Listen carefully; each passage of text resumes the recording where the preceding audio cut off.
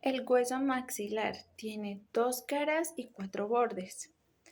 Tiene una cara lateral donde encontramos a la apófisis cigomática o piramidal que tiene tres caras, una superior u orbitaria donde encontramos al surco infraorbitario que forma parte del piso de la órbita, una cara anterior donde encontramos al agujero infraorbitario y una cara posterior que contribuye a formar la tuberosidad del maxilar con los agujeros del conducto alveolar posterior-superior.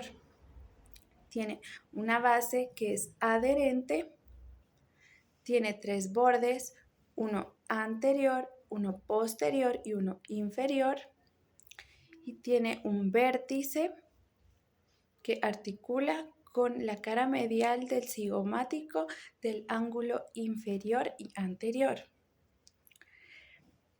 En la cara medial del maxilar podemos ver que contribuye a formar la porción nasal y la porción bucal En la porción nasal encontramos las celdillas etmoidales, al surco lagrimal y al hiato del seno maxilar.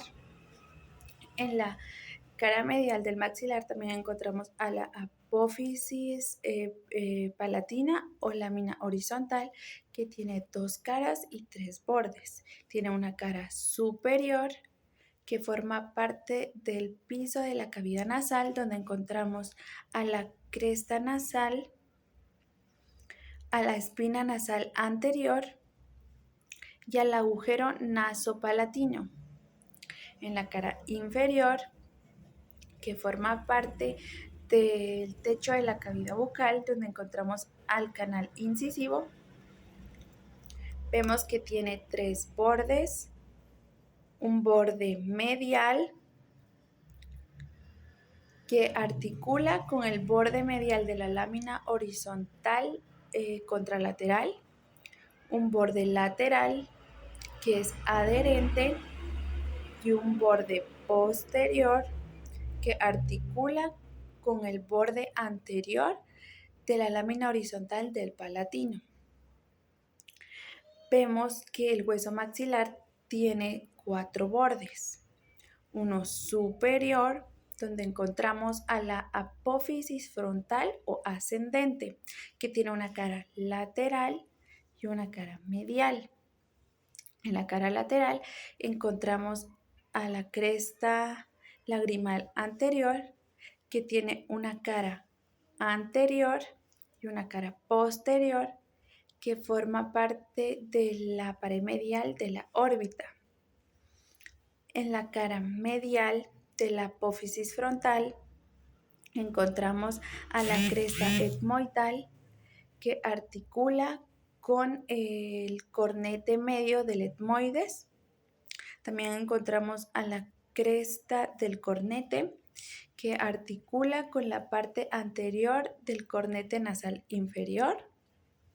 Vemos que la apófisis frontal tiene cuatro bordes, uno superior que articula con el borde nasal del frontal lateralmente, un borde inferior que es adherente, un borde anterior que articula con el borde lateral de los huesos nasales y un borde posterior que articula con el borde anterior del hueso lagrimal. Vemos que el hueso maxilar también tiene un borde inferior donde encontramos al proceso alveolar que articula con los alvéolos dentarios, un borde anterior que forma parte de la escotadura nasal que contribuye a formar el orificio anterior y un borde posterior donde encontramos a la tuberosidad del maxilar con los orificios de entrada del conducto alveolar posterior superior. Gracias.